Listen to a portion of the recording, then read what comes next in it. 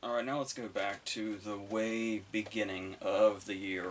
I want to say that M3GAN was the first movie to come out in 2023, or at least one of the first movies to come out in 2023, and we'll also talk about two others that came out kind of in the Valentine's Day area, one of which makes sense to come out then, and one that doesn't. So, ironically enough, Ant-Man 3 made me want to basically break up with the MCU, so it's an interesting release. But I want to actually start with M3GAN, because M3GAN was a movie that pretty much... I'm not quite sure where it is now, because people's, attention spans and all that, and stuff having staying power may not be the thing that it used to be, but I do remember when M3GAN came out just, 4 or 5 months ago, that it felt like it was a pretty big thing in pop culture. Like, you kept seeing parodies of it and, like, costumes of it, and everybody was talking about it, everybody was making references to it. And it just kind of became this thing.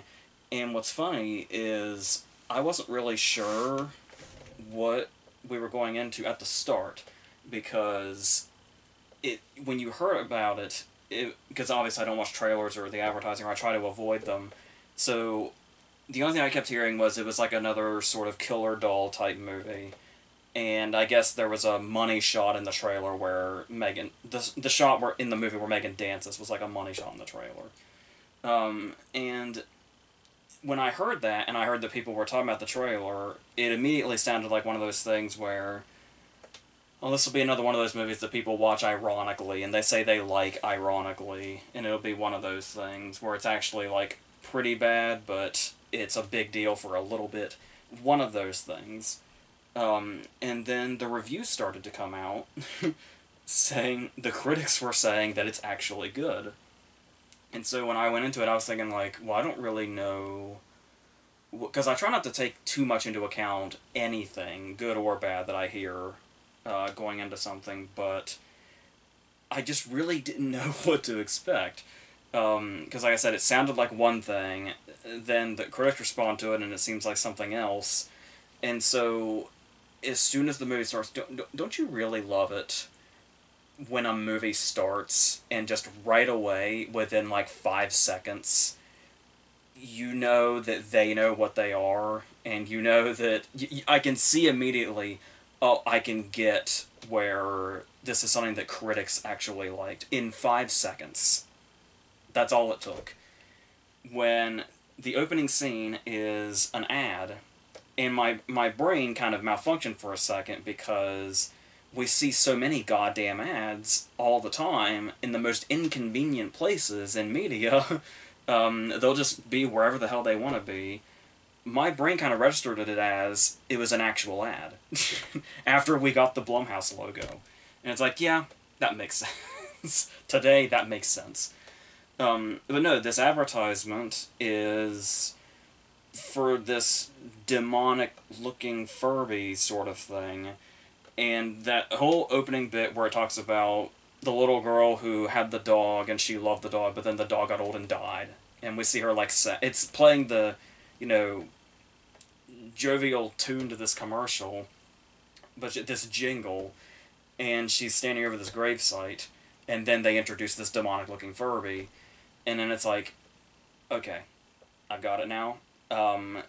This is going to be a horror movie.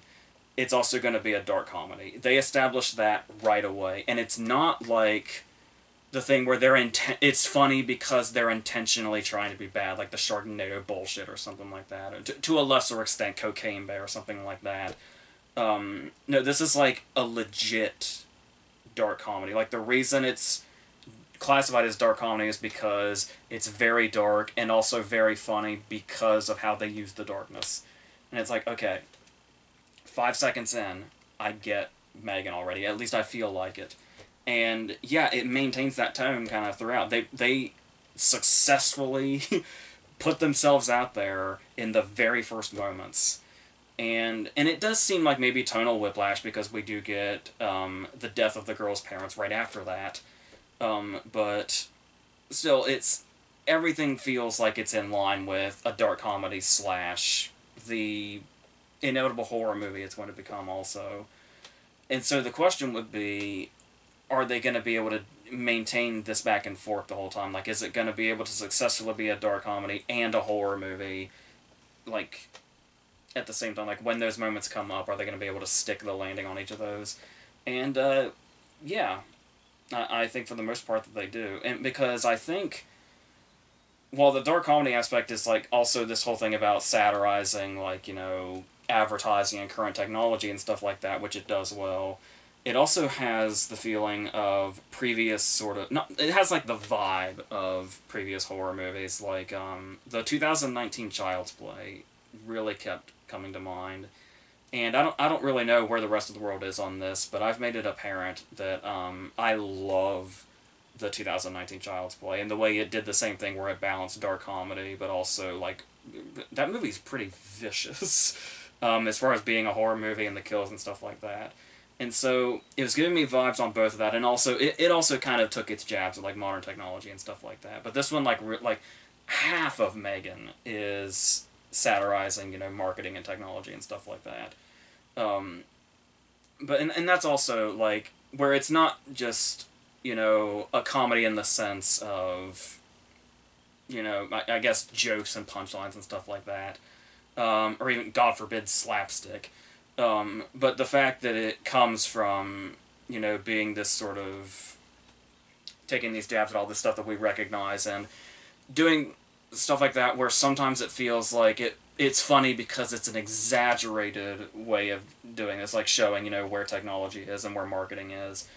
But the fact that there's always going to be those faint hints of truth, or maybe blatant truths, where, like, when they go all in on the satire of it, the more real it starts to feel, that you can tell they're hitting something right as far as getting that tone set. And even just the way technology works in general. Like, the conveniences of it are here, but there's also the annoyances that come with it. Like when she and... I can't think of the little girl's name now, and I hate that. And I've seen this movie more than once now, too. When she comes home and, you know, the system says, like, oh, you have this amount of messages, and you have this amount of Tinder responses, and that's an embarrassing thing for this child to hear. And then there's the moment where she's going to read her a bedtime story, and she's going to use an app to do so, but then the app has to update, so they just have to sit there in an awkward silence while that happens. And it's like stuff like that where you can tell it's like there's an exaggeration of sorts when it comes to technology, but you recognize all of these things, which is great. So, yeah, that's where you'll notice that another great thing about this movie is how much time they spend on this, and how much time they spend on the characters also, because we see, like, you know, the skeletal version of M3GAN when she's in, like, you know, early stages once, and obviously there's going to be a malfunction, but some not so great CGI explosion. There's a couple explosions in this that are not great CGI, but, you know, Blumhouse is known for working with those small budgets, so we'll give them a break, because everything else they're making effective. But there's also the fact that we don't see M3GAN in her final form. She's not built to completion until 25 minutes in. Which for a movie like this is kind of a long time. And for the kind of audience a movie like this will attract, it's a pretty long time, especially that it was released PG-13. So a lot of the audience might be on the younger side. But yeah, they kind of take their time building up, like, this is the world we're setting up with the technology and marketing and all that, and then here's also the characters, and they go kind of through the grieving stages and stuff like that. Another thing that feels like it could be exaggerated but also could totally feel real are the scenes with the therapist. The therapist that's, like, way, you know, over cautionary and stuff like that, and, like, really, really analyzing every move that Allison Williams makes, like, to an annoying degree. And setting up the whole thing with the neighbor and all this stuff. Obviously, with a movie like this, you know a lot of the stuff they're setting up is so that they can be paid off when the movie becomes a horror movie eventually. But it all comes in so organically that it just has a really nice flow as it goes. And then, yeah, eventually the horror movie will get here. There was another thing it kind of feels like, though I can't really put my finger on how. It just, I don't know, maybe it's just the vibe or something. Orphan comes to mind, but weirdly, it feels more like Orphan First Kill than it does the first Orphan. Like I said, I'm not really sure where I get that, but that's the feeling. So, like I said, going on that, the progression feels pretty natural and it effectively paces itself. And then we get to the horror aspect, and it's. There's actually a lot of introduction with M3GAN also before she kind of goes evil.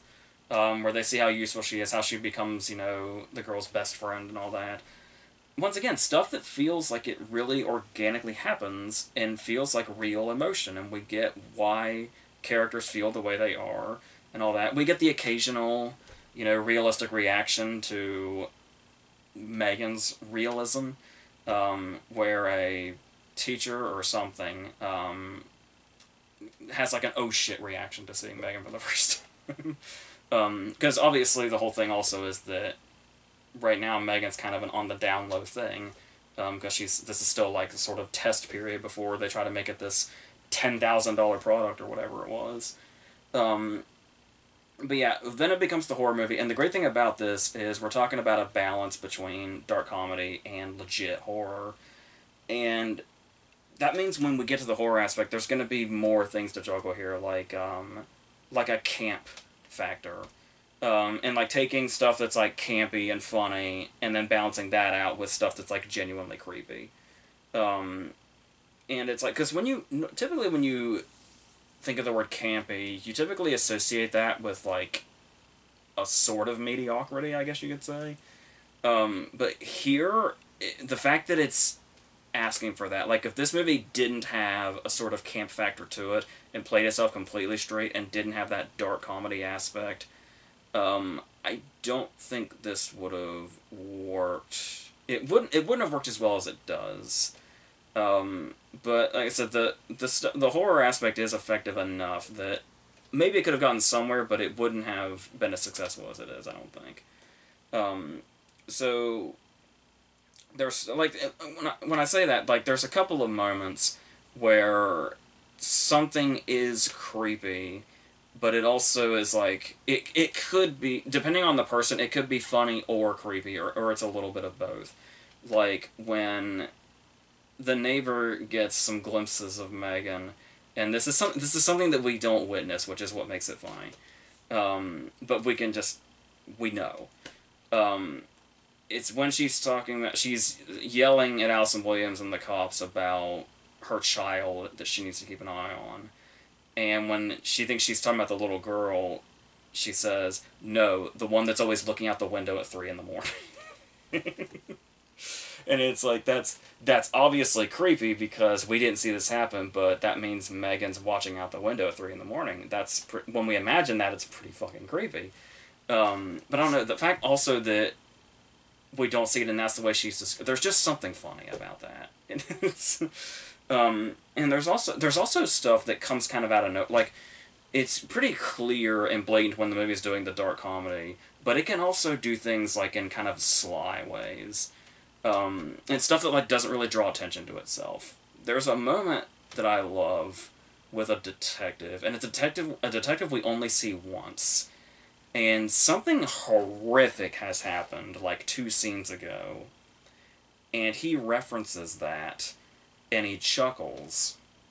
And in the same shot, like it doesn't cut to Allison Williams reacting or anything. It stays on him. He says this thing about this horrific event, chuckles, and then immediately goes straight-faced and says, "I shouldn't laugh." And then he goes right back into what he was talking about.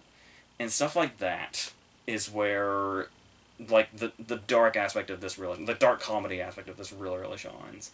And then there's stuff that are, like, just moments when we kind of see, because M3GAN's descent into being creepy and evil is, I mean, you could say she's creepy on sight, but they still take their time and kind of do it one step at a time, where like something might seem like, oh, was that creepy or was that not creepy? And then that'll progress to, that was a little bit creepy, okay, and then it's, okay, we're getting there, and then it's like, okay, this is fucked up. And you see that whole progression. And so, like, when there's stuff like, when M3GAN's asking about death, out of nowhere, so like, she's, claiming that she's taking in information because she's an AI, obviously, But then she'll follow it up with something. Like, they're talking about death, and then she says, "Will I die?" And she doesn't... If she changes her tone, it's in a very subtle way. But you can tell there's something different between the M3GAN that's taking in information and the M3GAN that asks, "Will I die?" Or, like, "Can I die?"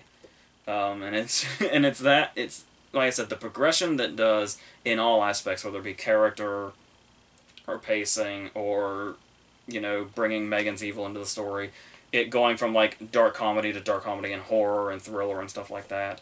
It all carries really well, and there's also one detail I saw randomly that kind of balanced the it's eerie, but then it's funny. And I don't know which one comes first. That's also the joy of this. I don't know which feeling comes first, but they both happen. Where the opening scene, they go on their ski trip, and that's when the parents die in the accident. And so there's an early scene shortly after that where Allison Williams is looking at a calendar on their wall, in their house. And so, of course, the calendar is marked, you know, where the ski trip is. And, like, where the weekend starts, it says ski trip. And then for the next week, it's still the ski trip.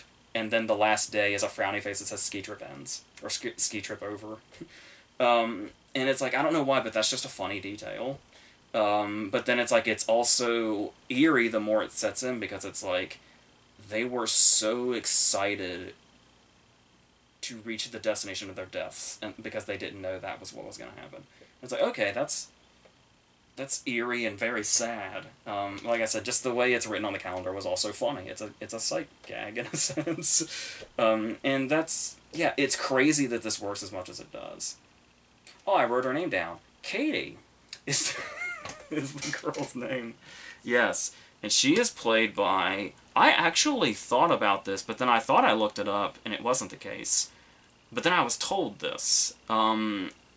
So she's the sister of the girl in The Black Phone. Madeline McGraw, I think, was her name, and Violet McGraw, I think, is this actress's name.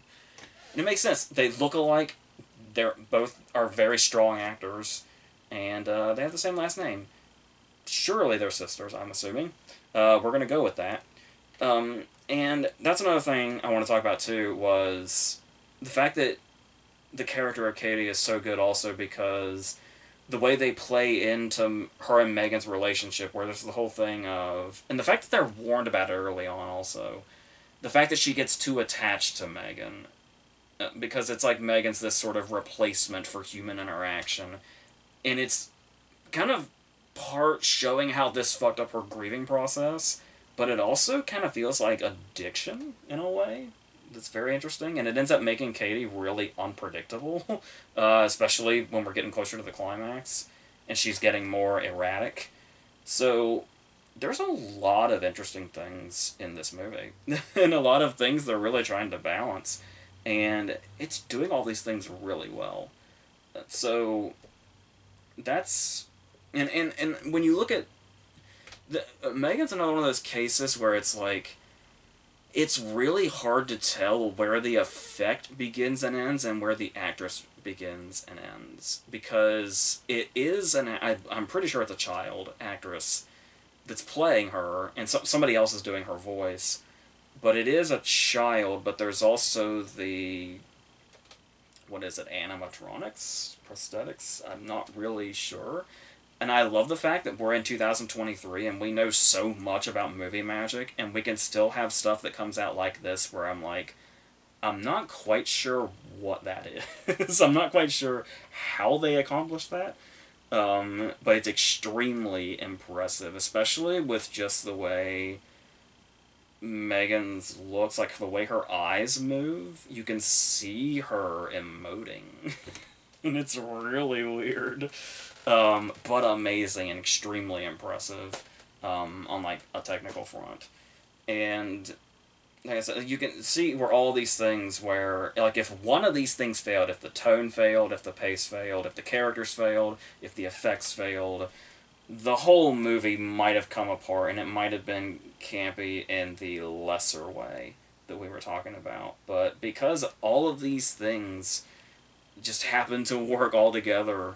We've got something that really works. So it's very easy to see how this sort of took off and kind of became this phenomenon. And as far as it being, I mentioned earlier it being a PG-13 release, and then of course they did the R-rated release, and I have seen both, and the differences are so small that the runtime doesn't change, but they're there. Like, there are times where you watch an unrated or an R-rated cut of a movie that's PG-13, and you're like, it's really not that much different, and what they added doesn't really affect anything at all. Because what was interesting about them, before they even released an R-rated version, I watched the PG-13 version and I thought, that didn't feel watered down. I didn't feel like I was watching like some cut down, sort of censored version of a movie. It felt like what it was. So what happened, if you're not aware, is they very skillfully cut out a lot of uses of fuck. Where I believe in the PG-13 version, the only one in there is when the bad kid at the park says "fuck off, Holly." But there's like 10 more fucks that they very carefully and cut. Like, it's not like this sort of bad ADR thing that you see a lot. Like Lakeview Terrace with Samuel Jackson, much as I love that movie, was supposed to be an R-rated movie that they cut down to PG-13, and when you watch it, it looks like you're watching a TV version of a movie. You can see where all the edits are, you can see where all the ADR is. And then there's the elevator kill scene is like clean in the PG-13 version, and you just see blood on the blade, and in the R-rated version, there's blood is like all over the walls. But the scene plays out exactly as it is. It's just covered in blood now. And then the ear scene with I'm not sure if we're in spoiler territory because the movie's been out so long and so many people have seen it. But the ear scene, we get like one quick close-up of detachment that we don't get in the PG-13 version. But like I said, this is stuff I wouldn't even really notice was cut out of the PG-13. I didn't notice anything was cut out of the PG-13 version. So it didn't occur to me that this was a more graphic movie, honestly, until I saw it. And even then, like I said, the changes are actually very small, but they do warrant the R rating. So yeah, so honestly, I could take this movie either way. It does feel like, I guess the R-rated version feels better because it feels more like this was probably what it was supposed to look like and sound like from the beginning, but they did a really good job putting it down to PG-13 without really anybody noticing. So that's impressive in itself. So, yeah, that's how I feel about M3GAN. So, let's go to Ant-Man 3. So we've been doing our live videos, and I've been dropping not so subtle hints about how I feel about Ant-Man 3. A lot, actually. So, like, to the point that it feels redundant I'm even talking about it now. But basically what it comes down to is I went in with very low expectations because I was already getting burnout on the MCU. Like, I thought Moon Knight wasn't great and was really overrated, and then I just didn't like Love and Thunder. And I like Wakanda Forever. I don't love it the way I love the first Black Panther, but I was just really drained, finally. After Moon Knight, I stopped with the TV shows, and I don't know if I'll go back. I don't, but, yeah. So, in the whole thing of, I don't know if it's the fact that now that we've brought in time travel and multiverses and stuff like that, if it all just feels like there's just no point anymore. Like, I mean, I know we're, like, getting further and further into this feeling like, as far as movie versions of comics and having this whole universe and doing this whole thing, and the fact that they can now be endless because we've inserted time travel and multiverses and all that stuff. But it just feels like there's nothing to be worried about anymore. I mean, obviously, no matter what, we're going to have them winning and being triumphant and all that, but I feel like but now that we've introduced multiverse and stuff like that, we're long past the Infinity Wars of this series where you can end a movie the way Infinity War ends and have people react the way that they act. Where it's like, when I came out of Infinity War, I was like, okay, so I know they all didn't just die, but I want to know what's going to happen. I really want to know what happens in Endgame. And that, I feel like that feeling is gone. And you know, leaving behind, you know, Tony and Natasha in Endgame.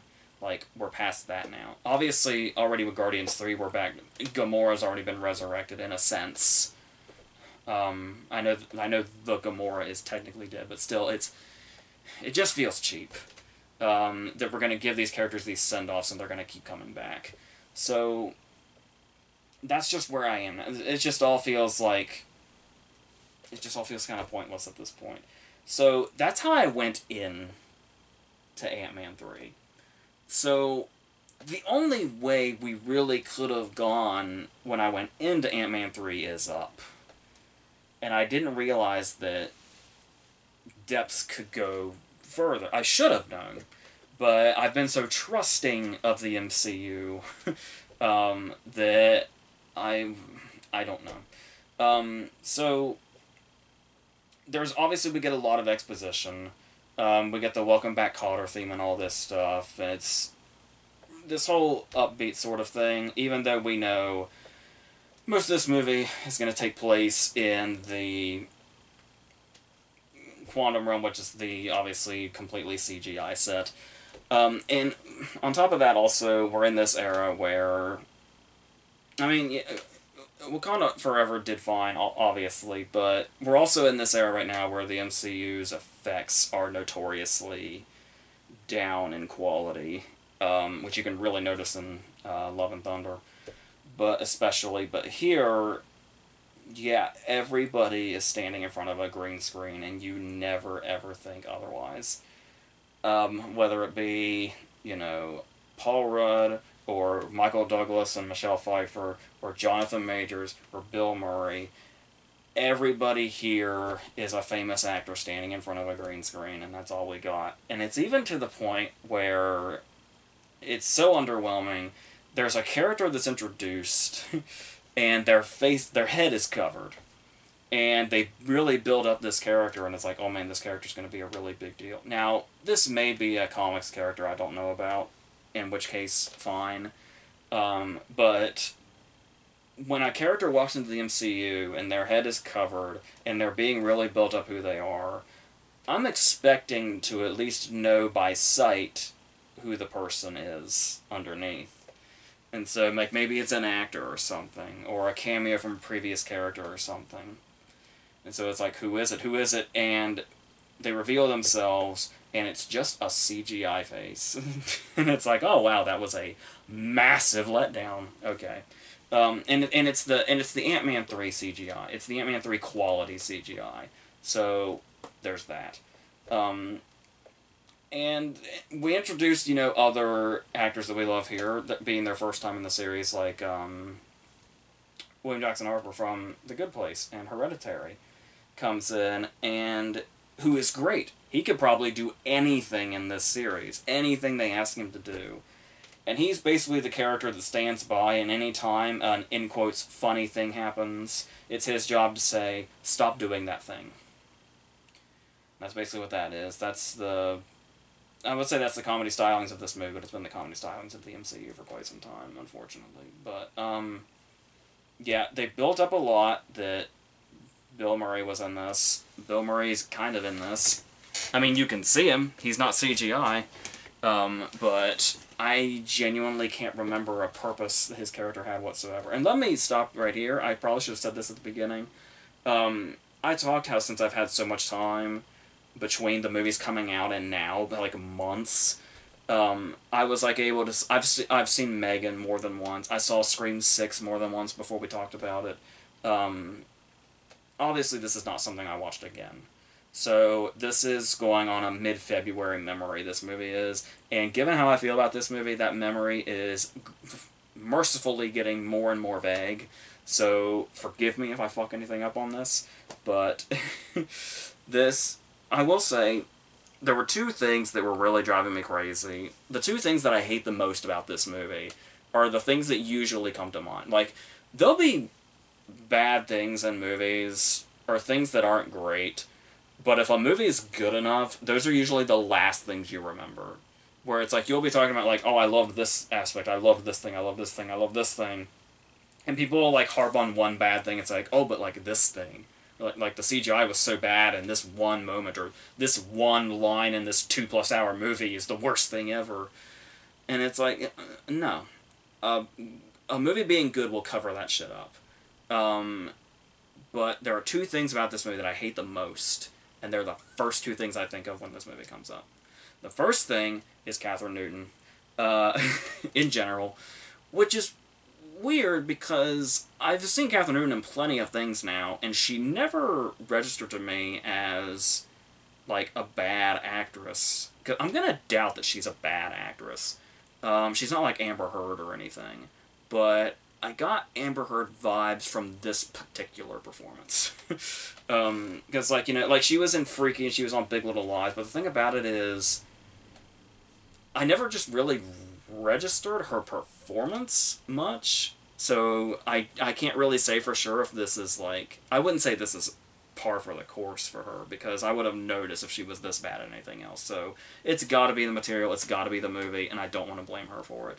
But like, the casting in general is weird. There's, like, no, despite the supposed, we're already talking about the stakes are low enough because we've got multiverses and time travel and shit. But this character, this version of Cassie, I think her name is, has no urgency whatsoever about anything that's going on here. And the movie's supposed to feel, like, constant. Like, we're constantly moving towards something, there's a constant danger. Well, it doesn't feel like that anyway. And this performance certainly isn't helping that. It feels like there's no connection between her and Rudd. There's so... If you remember... Of course you remember the scene in Endgame when Scott comes back and he goes to the door and she's there and he realizes that she's aged 5 years. And there's that moment. That moment by itself has 100,000 times the emotion of anything between them here. And that's... I can't remember who played her in Endgame, but it sure as fuck wasn't Catherine Newton. So... There's that. I hate that. Through the whole movie, I hate that. But then, there's something else. I believe... So I'm just going to reiterate something I said in one of our live videos. If I was Corey Stoll, I don't know that I would ever want to be seen in public again after this movie came out. Because Corey Stoll is a fantastic actor. Corey Stoll is amazing. You know, see any of the Woody Allen movies he was in, see House of Cards. He's been doing great stuff for a while now.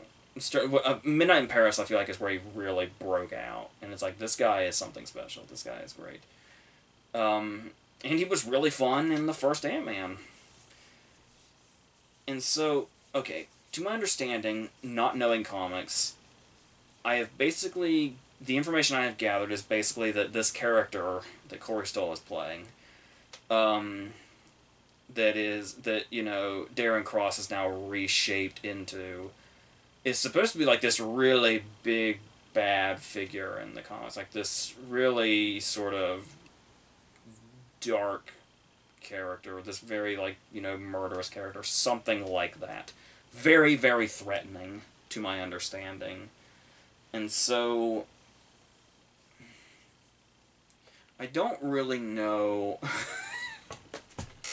Okay, let me just sum this up real quick. When I say that every scene that Corey Stoll has in this movie is, like, cringy and embarrassing, here's the degree that that goes to.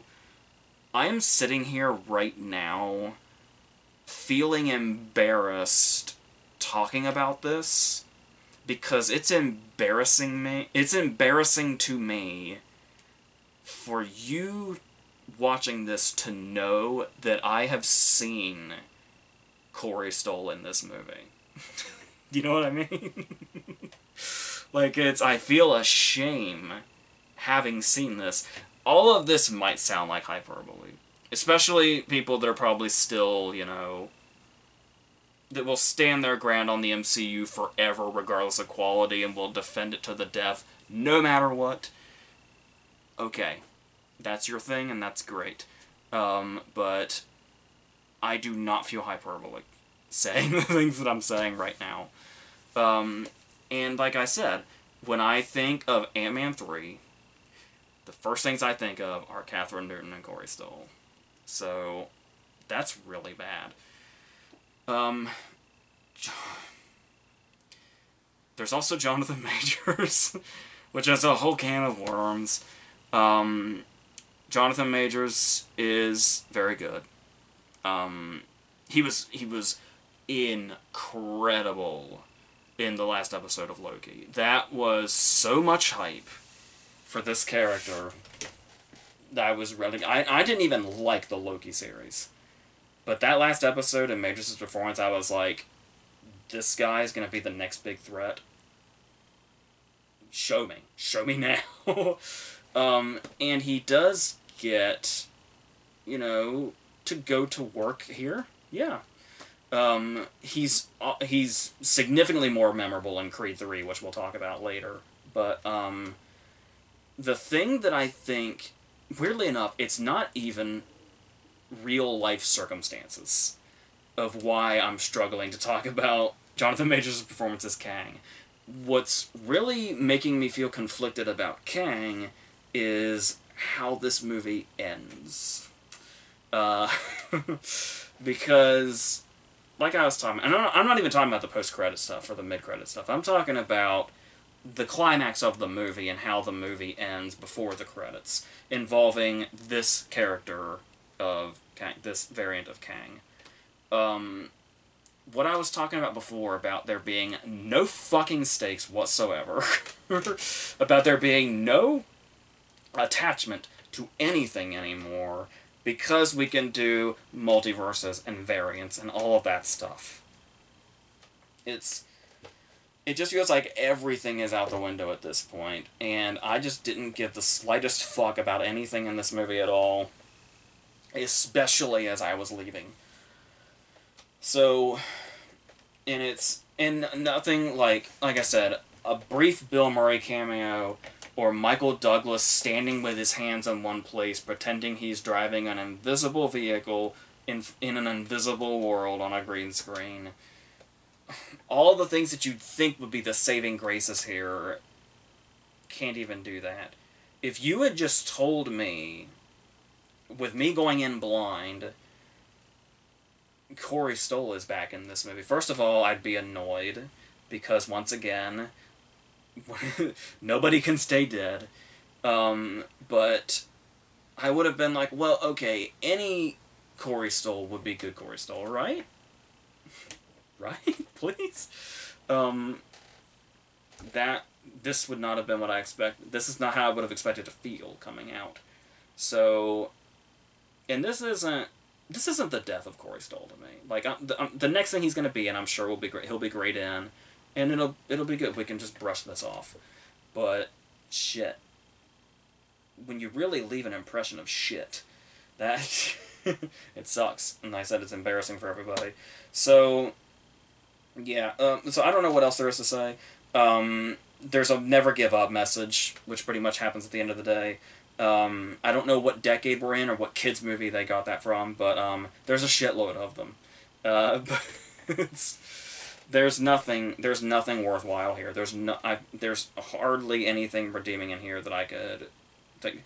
Like here, I saw this a while back. So the stuff I wrote down here. Another thing I wrote was that it feels so fucking long when it's actually not, really. I think it's actually just 2 hours, but it feels so much longer. Now at the time I wrote down, I think Love and Thunder is worse. I feel like I'm definitely changing my mind on that. Because what it all comes down to, what the real last saving graces of Love and Thunder and Ant-Man 3 are the performances of Bale and Majors. The villains. So, the question is, does Bale leave more of an impression as Gore than Majors does as Kang, or the other way around. Now, after having sat on this for 3 months, my answer is Bale by far. Because and I don't know how much it has to do with the fact that Majors made much more of an impression in Creed 3. Because I remember he was good in this, but it's not sticking. So, and I don't think real life has anything to do with that, honestly. So, yeah. So, whatever the fuck this shit was, I'm still waiting for a movie that's gonna pull me back in to the excitement I had for the MCU, but wow, this was a real. We're gonna have a lot to bounce back from. So, and like I said, maybe people think I'm being too harsh.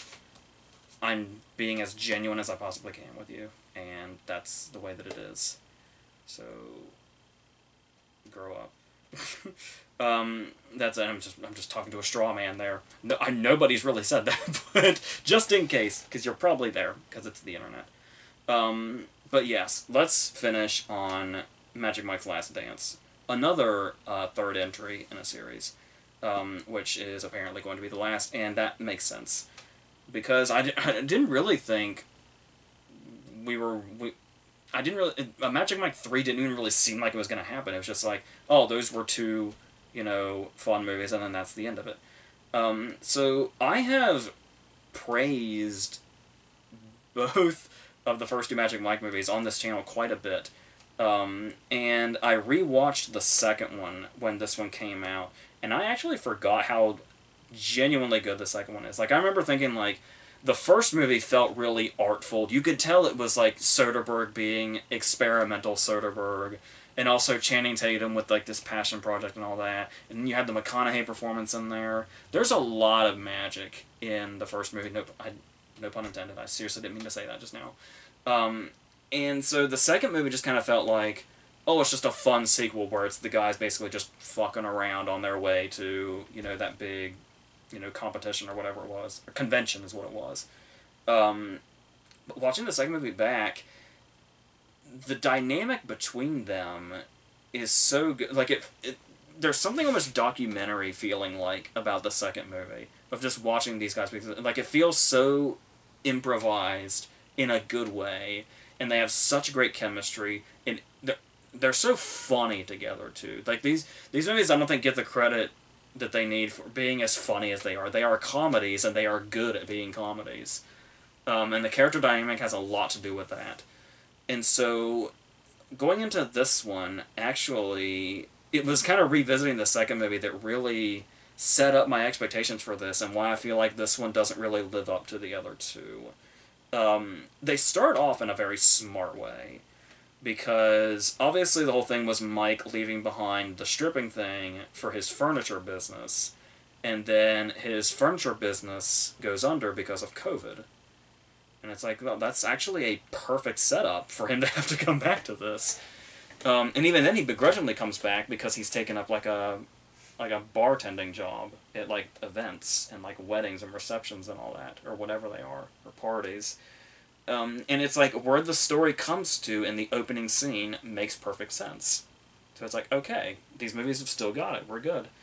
And then we have the introduction of Salma Hayek, and how she's the reason he's gonna dance one more time, just for her. And this basically could be... By the way the Magic Mike movies are advertised, and, like, who their audience is and what that audience is expecting, is probably going to be fulfilled. Because you think Magic Mike movie, you think, like, the whole gang, and the stripping scenes and all that stuff, and the dancing scenes. This opening scene is just Channing Tatum and just Salma Hayek. And I feel like this scene, by itself, is going to completely satisfy the target audience and what the target audience is here for. And it feels like a really well-made short film. From Mike setting up where he is now to the end of this, dance/sex scene, but not quite sex scene, but off-screen sex scene with Salma Hayek. It's like the opening 11 or 12 minutes of the movie, probably. And it's like, that's basically the perfect opening for this movie. It's a perfect opening. And then there's an hour and 40 minutes left of a whole new story. And the first thing that I really was let down by was the fact that they really... I mean, the first movie is actually an ensemble. Because you have Mike, but you also have the Alex Pettyfer stuff, you've got the McConaughey stuff. And even though Mike is obviously the center of the movie, it feels like an ensemble, that movie. And then you look at the second movie, and the second movie is all about the dynamic and the chemistry of them, the group of guys. And their friendship and their loyalty to each other. And so you establish that, and you really feel like you find a core to these characters, and in that sense, a core to these movies. So it didn't feel good. It did feel like we were headed in the best direction. That the guys are essentially written out of the movie.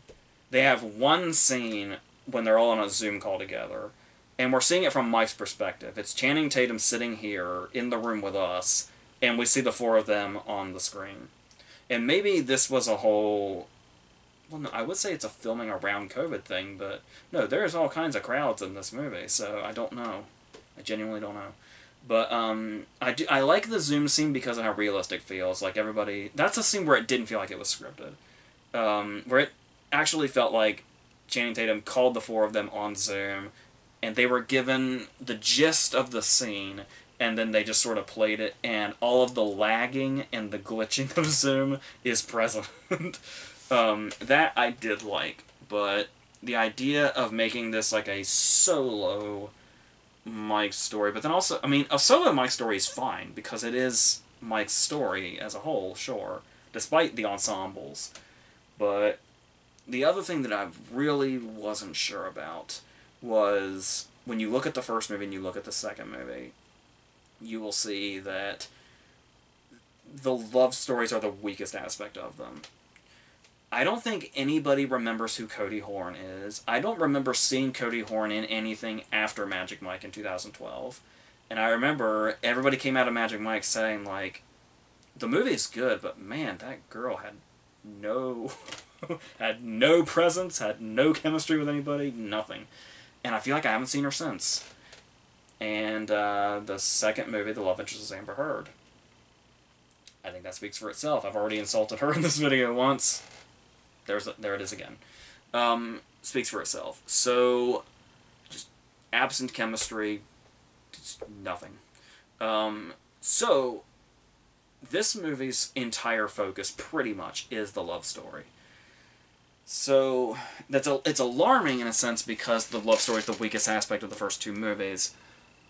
But then again, this is Salma Hayek now. This isn't... Salma Hayek is not Cody Horn. She's sure as fuck not Amber Heard. She's Salma Hayek. She's got presence, she's got charisma, she's got chemistry with all her co-stars, she's got an Oscar nomination, all the things that those other two will never see. So, there is something here, and they establish that in the opening scene, that great opening scene. But the problem is that this is the movie now. This is the whole movie now. So, there's that, and I'm not saying it's bad, because their chemistry is there. Their dialogue feels very smooth. It feels very smooth, but, like, it's not... It doesn't feel too scripted, which is great. But there's cases where it's like, this has to be scripted, but it doesn't feel scripted.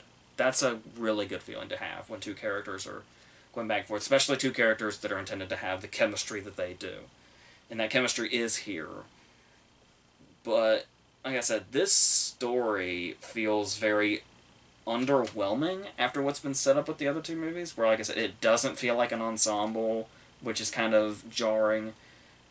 It's narrated the whole time, from the opening scene to the end scene. It's narrated and told from the perspective of Salma Hayek's daughter.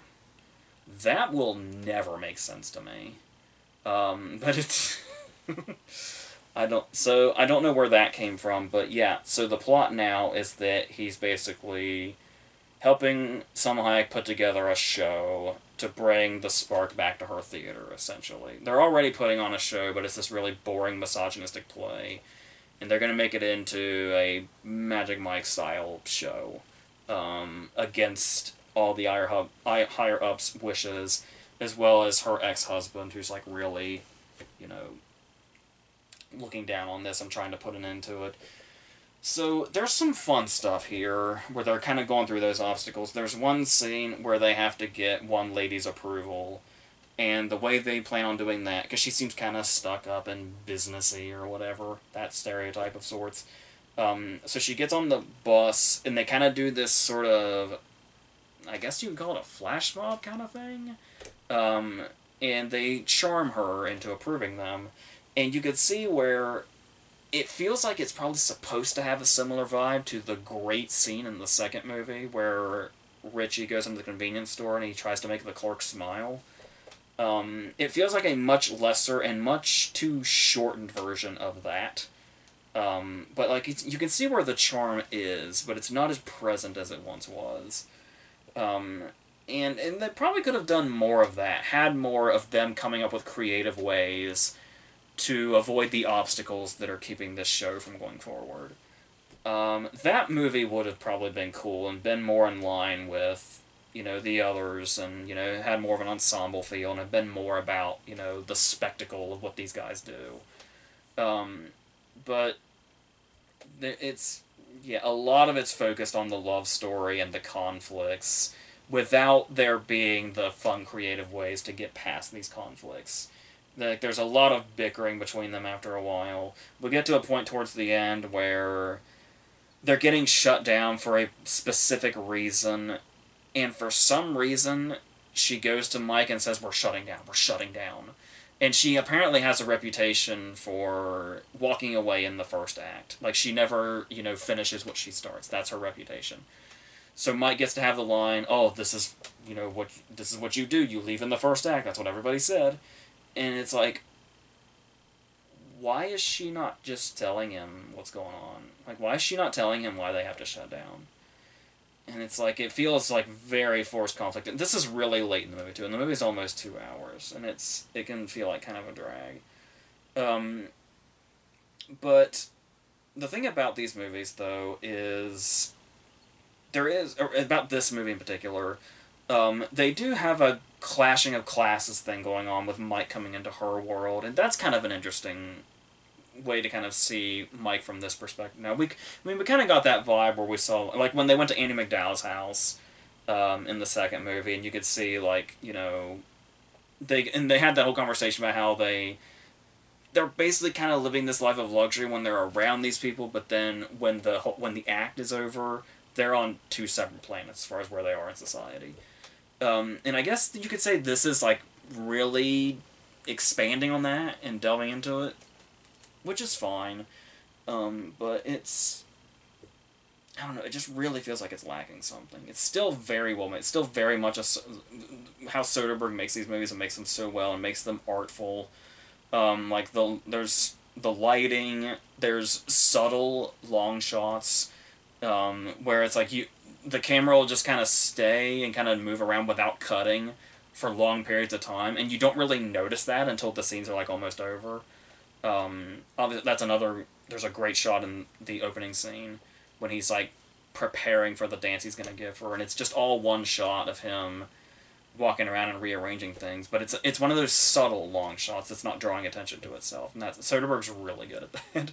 Soderbergh's really good with a camera in general. I don't know if you knew that. This is not fucking news, but Soderbergh's really good with the camera. He just is. But yeah, when we actually get to the big climax too, the dances don't really have the creativity that they did at one point. There's one moment where they use the phrase Magic Mike with a different context, and it was like, oh, I didn't really think about that, but that's okay. So there's things in here where it's like there's a little bit unexpected creativity, and then there's like, oh, you guys kind of really didn't go as hard as you usually do, or like you used to. Because obviously the climax goes on for a very, very long time, but it also feels like we're not getting near the spectacle that we used to. Like there's a moment where, and maybe I'm just one of those people that's like too traditional, where it's like if you set up a tradition, you got to stick to that tradition. So it's like to me, if you go to a Magic Mike movie, you're gonna want to see a dance number to Pony, right? It's like you wouldn't want to be cheated out of that, right? But there is a Pony dance sequence. We only get it in like snippets. We're cutting back and forth between kind of seeing that and seeing Mike backstage. And it's like, I feel like the whole point of this was going to be the biggest spectacle yet. I remember a headline that was talking about how, like, you know, the last 30 minutes of Magic Mike's Last Dance is a 30-minute dance sequence, and it's like, holy fuck, that's huge. Well, it's not that. And it's... Yeah, and like I said, we're cutting back and forth between a lot of stuff. And like I said, the whole point feels like it's about the spectacle, but it just feels lacking when you look at the others. So, yeah, there is an intermission in the middle of it that's kind of funny, but like I said, there's these little things in here that are like, yeah, but overall, this just doesn't have... It just kind of overall doesn't have the vibe of the other two. And I said that, I mean, it probably has a lot to do with what the story is, but... Yeah. So... That's what it is. So it's... But there's still enough charm and likability in this movie also. Like, there's the butler, I guess you'd call him, character. I like that he was as complex as he was. That was kind of unexpected. And then the relationship between him and Mike is nice to kind of see progress in different directions, but there's enough charm in this movie to still get by, but I was really surprised how much of a step down it felt from the other two, and how much it kind of didn't feel like the other two. Like, yeah, it feels like a Soderbergh movie, sure, and that's always great, but yeah, like I said, the vibe that the other two said, it felt like it really kind of went away from, and I'm not sure why, since this really built itself up like it was going to be a big finale, and it just doesn't really feel that way, so it doesn't feel like triumphant or anything, so I don't know. But I'm going to guess that was that trilogy, so that's how I feel about that. Reviews for the first movie I did a versus with the full Monty, that's on here, and the second one we talked about when it first came out. And yeah, I can be a straight dude and kind of love the Magic Mike movies, at least the first two, because they're just that fucking charming, and there's so many talented people involved in them, and fucking Soderbergh. Soderbergh didn't direct the second movie, but he shot it, so it feels like it basically still feels like him. So yeah, so this was a fun trilogy, but kind of a letdown of an ending, so that's unfortunate, but it's fine. So I think that's where I can leave those. I guess next we'll probably talk about John Wick, I guess. I'm not really doing these in any particular order, just which ones I feel like talking about next, because I've seen so many at this point, we just haven't talked about them, but I'm thinking we'll probably do like John Wick and Air, and probably one more, and then we'll go from there. So until whatever the next thing is, I think that's it.